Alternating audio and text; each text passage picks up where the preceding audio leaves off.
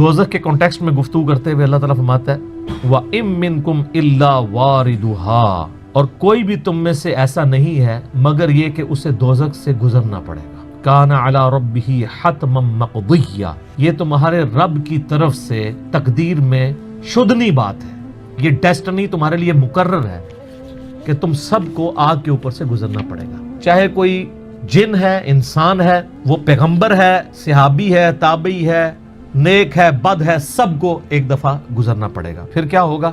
सुम्मा नुनज्जिल लज़ीना तक़ौ व नज़रु ज़ालिमीन फ़ीहा जिसिया, फिर हम निजात दे देंगे अहले तकवा को और जो जालिम है उनको घुटनों के बल उसी दोज़ख में रहने देंगे। वलियाज़ु बिल्लाहि तआला, अल्लाहुम्मा अजिरना मिनन नार, आमीन। बुखारी मुस्लिम में कई एक अहादीस हैं पुलिस रात के हवाले से। एक वो हदीस जो बुखारी और मुस्लिम दोनों में मौजूद है। अल्लाह के महबूब सल्लल्लाहु अलैहि वसल्लम फरमाते हैं कि क़यामत वाले दिन अल्लाह ताला जहन्नुम के दोनों सिरों पे एक पुल रखेगा, यानी जहन्नम को पार करने के लिए एक बहुत बड़ा पुल रखेगा। बुखारी मुस्लिम के अल्फाज है, सबसे पहले मैं अपनी उम्मत को लेके उसके ऊपर से गुजरूंगा और उसके बाद बाकी अंबिया भी अपनी उम्मत के लोगों को अपने साथ लेकर गुजरेंगे और हर रसूल की जुबान पे समेत मेरे रब्बे सल्लिम रब्बे सल्लिम रब्बे सल्लिम होगा। ऐ अल्लाह सलामती फरमाना, ऐ अल्लाह सलामती फरमाना, ऐ सलामती फरमाने वाले रब सलामती फरमाना। हम नमाज के बाद भी मुस्लिम शरीफ में दुआ है ना, अल्लाहुम्मा अंतस सलाम व मिनकस सलाम तबारक या ज़ल जलाली वल इकराम, सलामती। और नबी अलैहिस्सलाम फरमाते हैं ये कलाम भी सिर्फ अंबिया कर रहे होंगे, अंबिया के अलावा किसी को कलाम करने की इजाजत भी नहीं होगी। फिर नबी अलैहिस्सलाम फरमाते हैं कि बुखारी मुस्लिम के अल्फाज है कि जब लोग पुलिस रात से गुजर रहे होंगे ना, तो पुलिस रात के दोनों जानिब आंकड़े लगे हुए होंगे जिस तरह के कांटे होते हैं, और वो गुजरने वालों को जख्मी कर रहे होंगे और उठा उठा के मुजरिमीन को दोज़ख में फेंक रहे होंगे। जैसे क्रेन की आप समझें कि वो आगे क्रेन से वो चीजें उचक के फेंकी जाती है ना, तो नबी अलैहि सलाम फरमाते हैं इस तरह वो उचक कर जहन्नमियों को उस पुल से गुजरते हुए उचक कर फेंक रहे होंगे। और नबी अलैहि सलाम ने ये भी फरमाया, बुखारी मुस्लिम के अल्फाज हैं कि हर शख्स अपने अमाल के मुताबिक गुजर रहा होगा। कोई सुरीन के बल घिसटता हुआ जा रहा होगा, अस्तगफिरुल्लाह। आप सर इस मंजर को इमेजिन भी नहीं कर सकते। यहाँ तो कहते हैं लोग जो कुछ भी है तेरे महबूब की उम्मत से, तो वो उम्मत कौन सी है जो गुजर रही होगी? वो आप ही लोग ही हैं, हम लोग ही हैं। अल्लाह ताला सलामती के साथ हमें गुजारते हैं, आमीन। आप ने इस्लाम फरमाया कि बाद लोग जो हैं वो यानी तेज रफ्तारी से गुजर रहे होंगे, बाज घिसट के अपने अमाल के मुताबिक गुजर रहे होंगे, और फिर लोग कट के दोज़ख में गिर रहे होंगे। फिर वो दोज़ख में रहेंगे यहाँ तक कि अल्लाह ताला उनके लिए कोई फैसला फरमा दे। वलियाउज़ु बिल्लाहि ताला, अल्लाह ताला की पनाह। अल्लाहुम्मा अजिरना मिनन नार, आमीन सुम्मा आमीन। सही मुस्लिम में एक हदीस है, अबू सईद खुदरी कहते हैं कि हमें ये बात भी पहुंची है कि वो पुल जो है वो तलवार की धार से ज्यादा तेज और बाल से ज्यादा बारीक होगा। ये अल्फाज बिल्कुल सही है सही मुस्लिम के अंदर। तो ये इसके ऊपर से गुजरना एक मौजज़े वाला मामला ही होगा जिसको अल्लाह ताला निजात देगा। नबी सल्लल्लाहु अलैहि वसल्लम ने इरशाद फरमाया कि ये पुलिस रात जहन्नुम पे रखा हुआ एक पुल है जिस पर से लोगों को गुजरना पड़ेगा और हर शख्स अपने अमाल के मुताबिक गुजरेगा। बाज लोग बिजली की सी तेजी से गुजर जाएंगे, जैसे आसमान से ऐसे बिजली कड़क के नीचे, पता ही नहीं विद इन सेकंड्स। बाज हवा की तेजी से गुजरेंगे जो उससे कम नेक होंगे।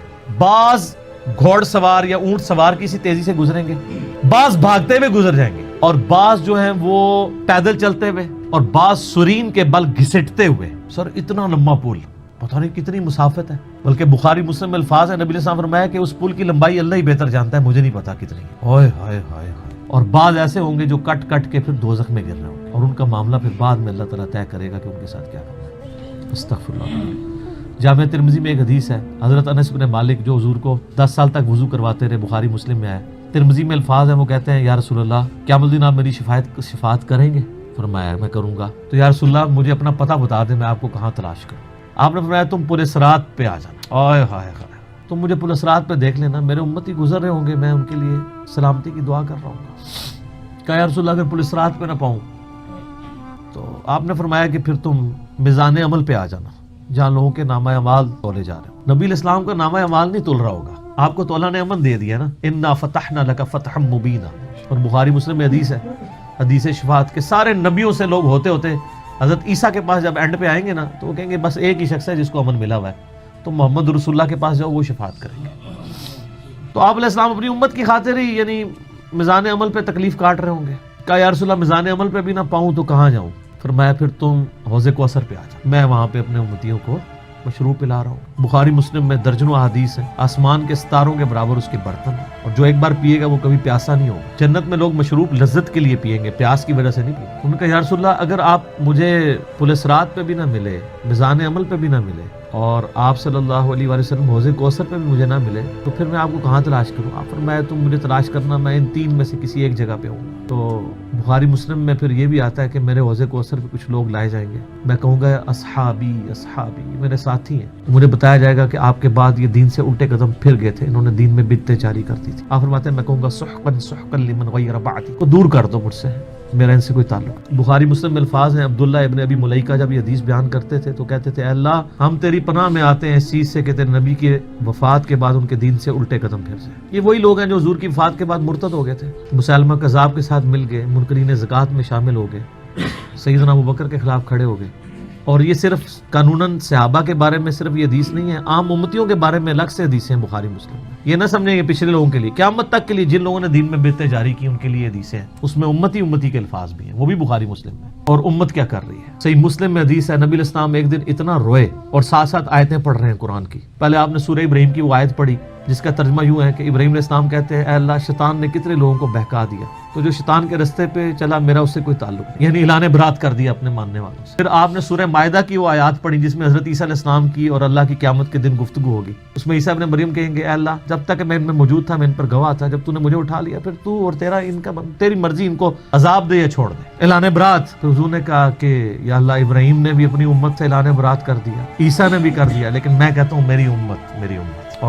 صحیح مسلم کے الفاظ ہیں, حضرت جبرائیل علیہ السلام آئے اور کہا کہ اللہ نے مجھے آپ کی طرف بھیجا ہے اور کہا کہ میرے محبوب سے پوچھو کہ اس کو وہ کون سی چیز ہے جو غم زدہ کر رہی ہے. حالانکہ اللہ کو سب کچھ پتا تھا. آپ نے فرمایا میری امت. تو جبرائیل علیہ السلام نے پھر اللہ کی طرف سے بشارت دی کہ نبی علیہ السلام کو اللہ تعالیٰ فرماتا ہے کہ اے نبی آپ غم زدہ نہ ہو, ہم آپ کو آپ کی امت کے معاملے میں قیامت والے دن رسوا نہیں کریں گے. تو سبحان اللہ تو ہم پڑھتے ہیں, لیکن ہمارے ایسے کرتوت نہ ہو کہ سحقن سحقن لمن غیر آبادی نہ ہو جائے کہیں, سحقن سحقن لمن بدل آبادی نہ ہو جائے کہیں.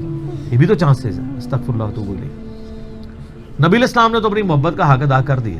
اور مسلم شریف میں حدیث ہے قیامت کا دن وہ ہے کہ جب ابراہیم علیہ السلام بھی میری طرف متوجہ ہوں گے. جس دن کوئی بھی اللہ کی بارگاہ میں کلام کرنے والا نہیں ہوگا, میں ابراہیم علیہ السلام کی سفارش بھی میں کروں گا. حضور کی سفارش کے بعد انبیاء کو بولنے کا موقع ملے گا.